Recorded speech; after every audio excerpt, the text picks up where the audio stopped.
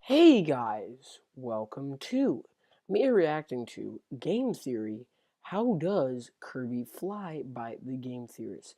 Now I know I'm at my grandma's house and yeah, that's a thing. So yeah, anyways guys, results in the description. Be sure to subscribe to the Game Theorist. Links also in the description. Anyways, let's get right into it. Hey, game theorists, Matt Pat here.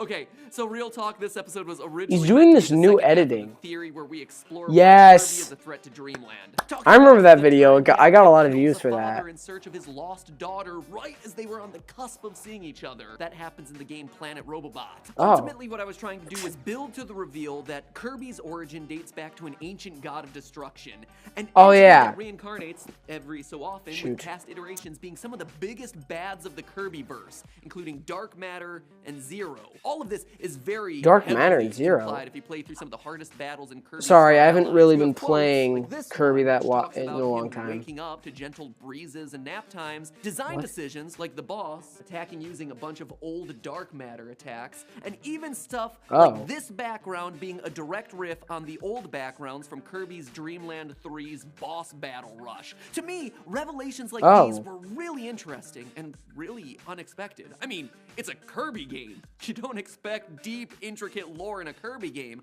but apparently a lot of the Kirby community already knew this stuff. Even more so, a lot of you are just unhappy with how the theory was taking shape. So I heard you loud and clear and decided to change directions. Instead of doubling down and making you all even more mad at me, today we're switching gears from the lore of Kirby back over to the science of Kirby. Hopefully, science is just a little less controversial. Isn't he an amoeba?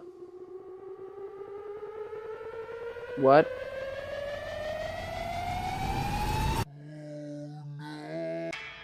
What?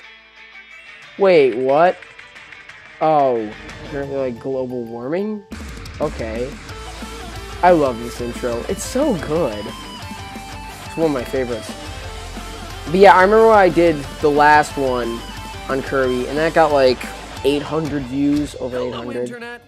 Or something like that. Game Theory, where, as one last note on the whole Kirby lore business, if you are interested in diving deeper into the depths of Kirby lore, I recommend checking out the channel Meteor. It's spelled Meteors with a Z, but it actually is just Meteor. I'll put his channel in the link in the description as well. You can go check him out as well. And his stuff is really good and incredibly thorough. He even did this awesome, thoughtful analysis of that last theory, but in a totally fair, non-aggressive, or call-outy way, which I gotta say, I totally appreciate. So, show his video some love. He's a small creator who's doing some really great work out there, all dedicated to Kirby and not getting the attention he deserves. Click on over. He's worth the watch. I guess I'll put his channel as well in the description. The last time we talked about the science of our pink little or on the top left, top right, probably. I'll put him in the top right.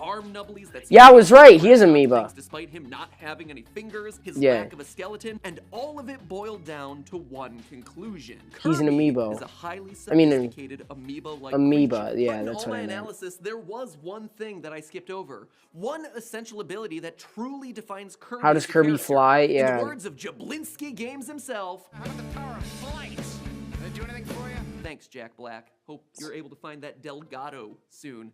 I think that's Spanish for cat, so maybe that's a clue. Oh, and since I'm obviously Gato is cat. Through this contrived opening bit, let me take the opportunity to welcome you to the wonderful world of YouTubing. Just know that you are now joining the noble ranks of other elite tubers like James Charles, Shane Dawson, and Will Smith. That's hot.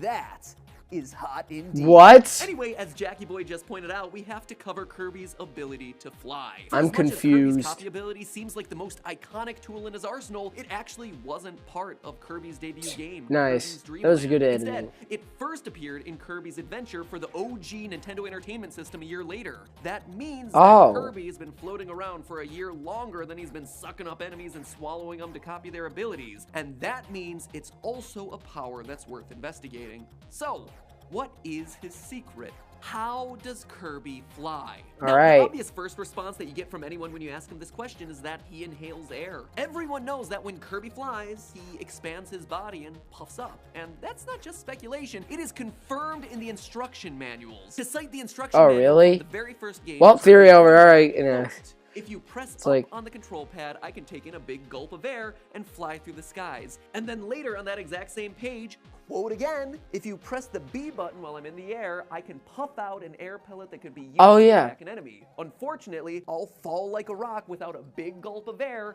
Just press up and I'll be able to float as good as new. But there's one problem with that. Kirby would actually become heavier if he inhales that air, not lighter. I mean, think about this. Kirby weighs a certain weight, whether he's expanded or not. He is just the weight of Kirby. And he's sucking in air from the atmosphere around him. That air isn't weightless. It doesn't weigh much, certainly, but it weighs something. Oh, yeah. So now he's the weight of himself plus the weight of the air that he just So yeah, it should if he make him couldn't heavier. float before, well, he certainly shouldn't be able to float now.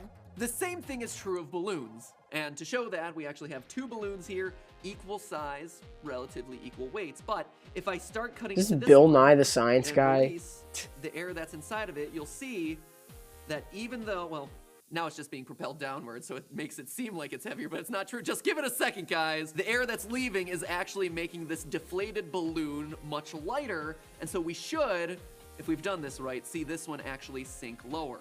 Because inflating a balloon with your breath will actually make it slightly heavier than the deflated balloon. Well, yeah, air has that makes mass. sense. It has weight. That's why all the air I love how you made it a molecules pink on balloon. Earth are clustered here into what we call an atmosphere. It's because they're being, oh, there it goes.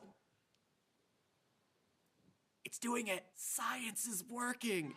This is science in action, ladies and gentlemen. I'm just really excited. I haven't done a science experiment since like the 6th grade. It's really cool. But anyway, the long and short of it is this, right? Air has mass. That's why it's clustered around the Earth into what we call the atmosphere, because the Earth's gravity is literally working on these air molecules, pulling them close to the planet. If you're adding those air molecules, which do have some amount of weight, into a balloon, suddenly the balloon actually weighs balloon plus. That makes so much sense. That makes a lot more sense. It doesn't seem like it should make sense, but it does. No, it makes sense. More relevant than you or Obviously, I the more air you Look have, the again heavier you'll at the be. mechanics of what Kirby's doing. When Kirby jumps, the first time you press the button when he's on the ground, he just jumps like a regular old platforming character. Pressing the button again while he's in midair is what causes him to swell. But even then, he's still not flying. He falls back down to Planet Popstar. It's much slower, but he's still falling. It's not until you press the button a third and final time that he actually starts to ascend. To rise further, you keep pressing the A button and force him to wiggle those little arm nubblies, but every time you stop, you start to descend slowly. Which leads us back to our original question. How then is Kirby flying? Or more accurately, how is he falling more slowly? Oh yeah. With his mouth full of air, he is heavier than he was before, so then why is nice animation with that. That he falls slower? Let's look one more time at balloons. On a certain level, it seems obvious. Balloons fall slower when they're inflated, but they're also heavier when inflated. We just proved that via that crappy experiment that we put together. All of this has to do with a thing called air resistance, also known as drag. If you ever stick your head out the window of a moving car, you can feel the drag force of the air on your face. Or you might have seen demonstrations of the classic gravity experiment done by Galileo, where a feather and a bowling ball are both dropped inside of a vacuum. Inside that vacuum, there's no air to create drag, and as a result, both the feather and the bowling ball hit the ground at the exact same time. But outside of a vacuum, a feather just takes a really long time to fall, and that is the power of air.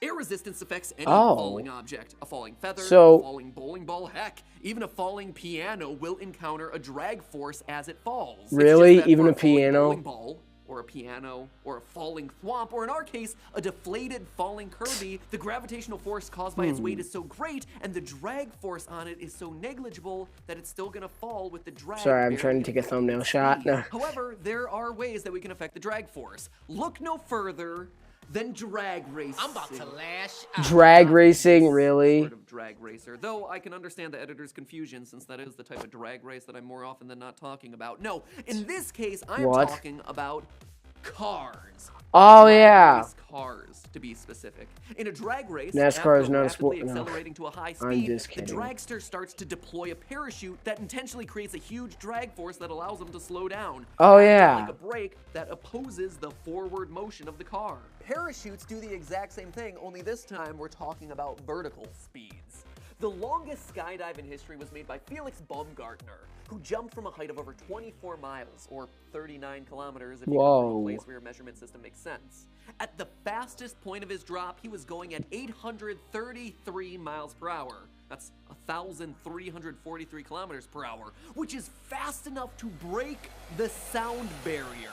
And yet, after he deployed his parachute, the drag force of the air was enough to slow his descent to less than 20 miles an hour. So if drag force is enough to slow down a speeding dragster, or heck, a skydiver who is literally traveling faster than the speed of sound, it must be able to do something for our little friend Kirby, and the games seem to know this. Look at Kirby's epic yarn. This is one of the few games where Kirby actually extra can't fly. epic yarn. He can't inflate himself with air and flap his little nubblies around to stay afloat. It's probably because he is literally a two-dimensional creature made of yarn. Instead, his usual puff is now replaced with a parachute.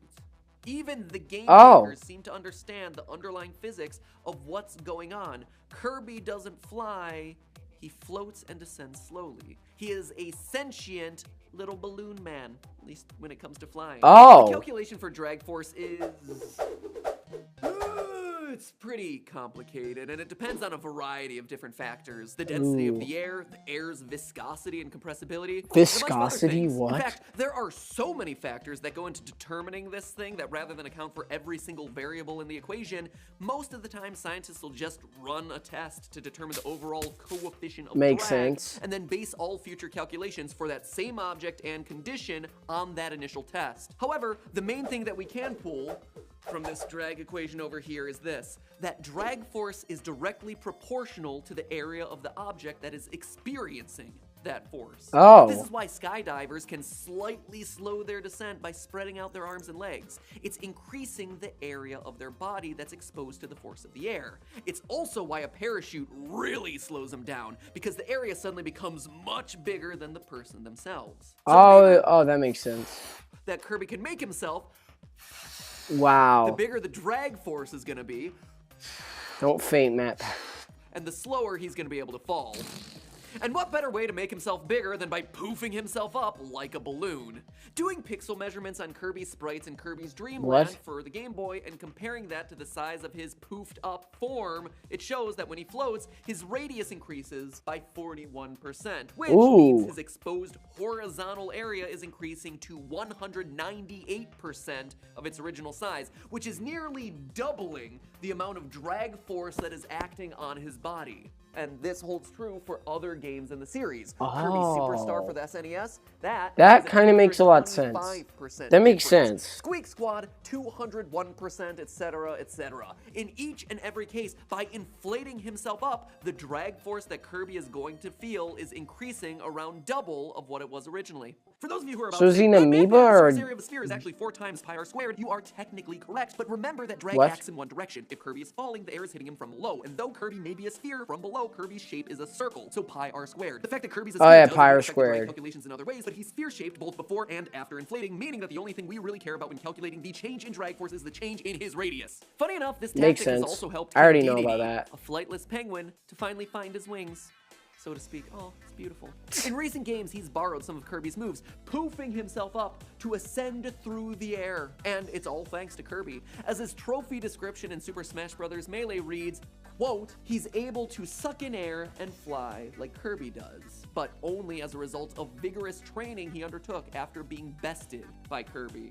So it turns out that Kirby is the only one who makes a habit out of copying his foe's abilities. This bit of lore also explains why DDD doesn't fly around in some of the earlier Kirby games. Poofing yourself up to epic proportions is apparently quite the acquired skill, especially if you are not a living balloon creature and are instead a penguin with existing biology. But wait, so is Kirby a balloon or an amoeba? Levitating seems so similar to Kirby. Suck in some air, flap those little winglets, and let the drag force of the air push against gravity. So, there you have it, ladies and gentlemen. Proof of why Kirby I love the is music able in to this. fly. It's really good. Not only is he a giant amoeba creature, he's Oh. also like a giant sentient balloon. Oh, with so he's flappy both? wings. And remember, that is just a theory. Netflix adaptation, that's theory. hilarious. So anyways, guys, if you enjoyed this episode, leave a like and subscribe to my channel, and you guys will see you in the next one. Bye!